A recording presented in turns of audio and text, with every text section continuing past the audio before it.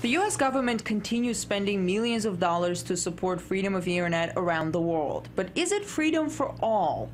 WikiLeaks, which to many has become the symbol of internet freedom, has been under fire from U.S. officials and lawmakers. Because WikiLeaks published documents which embarrass the American government in many ways, WikiLeaks becomes the enemy. The U.S. has reportedly issued a secret indictment against Julian Assange, the head of the website which leaked hundreds of thousands of documents revealing embarrassing details about wars in Iraq and Afghanistan. 5 major U.S. financial institutions, Visa, MasterCard, PayPal, Western Union, and the Bank of America, have tried to economically strangle WikiLeaks by blocking donations to the website.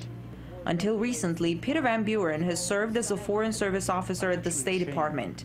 He says he was fired over the book and the blog that he wrote about the failure of U.S. policies in Iraq. The State Department, since 2008, has spent $76 million overseas on internet freedom, giving tools and support to bloggers and journalists and online people around the world, particularly in countries that we have difficulties with. At the same time, the State Department has spent all that time and all that money supporting those bloggers.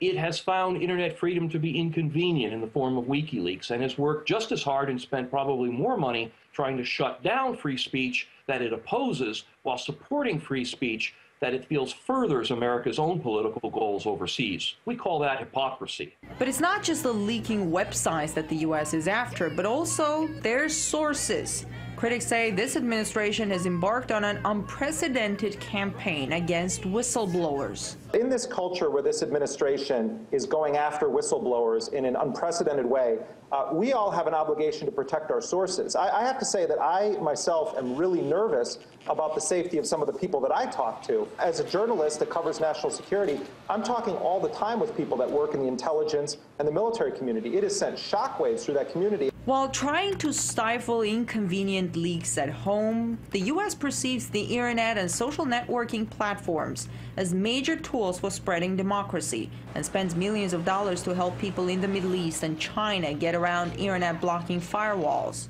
At the same time, ironically enough, American companies provide Bahrain, Saudi Arabia, and Kuwait with the technology to effectively block websites. A lot of the tools of control that are used by so-called repressive governments are provided by American companies. The difference is that corporations, for better or worse, talk about profit as their motivation.